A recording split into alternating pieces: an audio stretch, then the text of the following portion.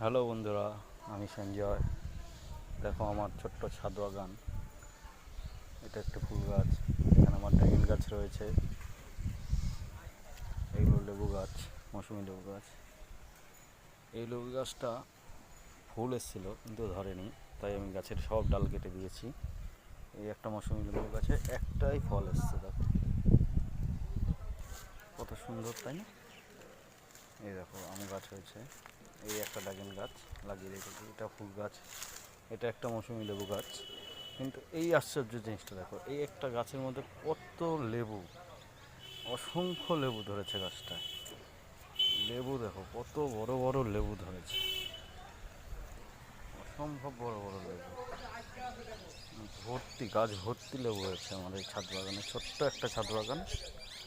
এই দুটো গাছ, একটা মৌসুমি লেবু গাছে দুটো লেবু দেখো। এটা একটা চেরি গাছ, আর এই একটা ড্রাগন গাছ। এই ড্রাগন গাছটা ফল হয়েছিল, 4-5টা ফল হয়েছিল, পেরে নিয়ে গেছি ফলগুলো। দেখাচ্ছি ফলগুলো পাড়ার দৃশ্যটা। এরকম এখান থেকে ফল হয়েছিল, এখান থেকে ফলগুলো ছিঁড়ে ছিঁড়ে নিয়ে গেছিলাম।